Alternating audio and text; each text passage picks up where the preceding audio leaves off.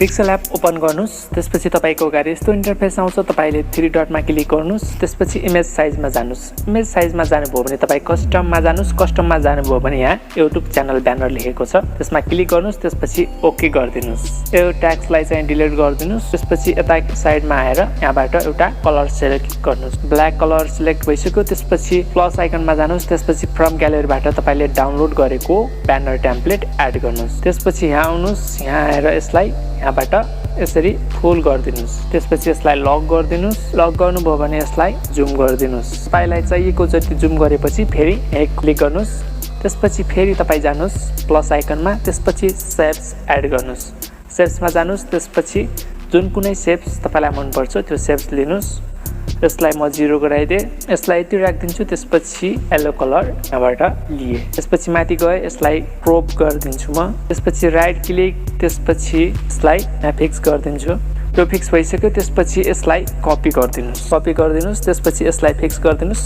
म फिक्स गरिदिन्छु। मैले फिक्स गरिसके। फिक्स गरिसकेपछि तपाई क्लिक गर्नुस्। यसमा क्लिक गर्नुभयो भने तपाईले साइडमा क्लिक गरिदिनुस्। त्यसपछि इनर सबलाई टिक गरिदिनुस्। त्यसपछि राइट देखि हल्का साइडको लाई क्लिक गरिदिनुस्। त्यसपछि ओके गरिदिनुस्। ओके गरिदिनुभयो भने यो एकतिर आयो। त्यसपछि क्रोपमा जानुस्। क्रोपमा गएर यसलाई बीचवालाको सम्म ल्याइदिनुस्। यसलाई पनि माथिसम्म ल्याइदिनुस्। त्यसपछि यसलाई यहाँ सेट गरिदिनुस्। सेट भइसक्यो। त्यसपछि यसलाई कपी गर्नुस् फेरि एकचोटि। त्यसपछि यसलाई स्लाइड गर्नुस्। त्यसपछि यहाँ क्लिक गर्नुस् फेरि। त्यसपछि यसलाई राख्दिनुस्। त्यसपछि यिनीहरू दुईटैलाई हक गरिदिनुस्। गरेपछि तपाईँ आइकनमा क्लिक गर्नुस्। त्यसपछि ट्याक्समा जानुस्। ट्याक्समा गएर तपाईले यसमा आएर एमा आउनुस्। त्यसपछि एमा क्लिक गर्नुभयो भने तपाईले यहाँबाट कलर सिलेक्ट गर्नुस्। सुकै मन लाग्छ कलर सिलेक्ट गर्नुस्। पछि एबीमा आएर तपाईले जुनसुकै फन्ट युज गर्न सक्नुहुन्छ। चाहिँ यो फन्ट युज गरे। पछि यहाँ म आफ्नो च्यानलको नाम लेख्छु। एकचोटि कपी गरिदिइहालौँ। पहिला च्यानलको नाम छ क्रिएटर निङ। च्यानलको नाम हाल्दै लेखिसके। पछि फेरि यसमा क्लिक गरेर यसलाई हल्का स्लाइड गर्दै। यदि तपाईँ इमेज एड गर्न चाहनुहुन्छ भने आइकनमा क्लिक गर्नुस्। फ्रम ग्यालरीमा जानुस्। त्यसपछि तपाईले डाउनलोड गरेको PNG इमेज एड गर्नुस्। मेरो PNG इमेज छ।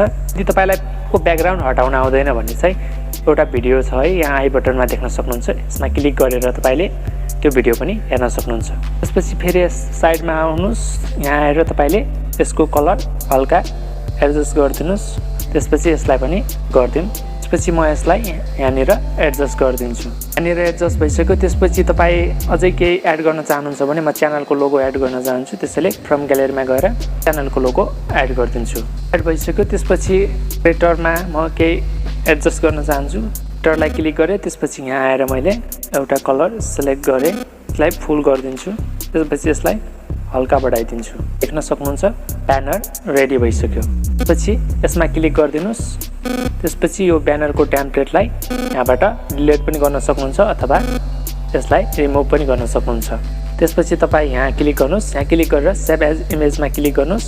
त्यसपछि क्लिक गरेर PNG गरिदिनुस्। त्यसपछि कस्टममा गएर तपाईँले भेरिहाइज या युटिलाइज गर्न सक्नुहुन्छ। त्यसपछि सेभ गरिदिनुस्।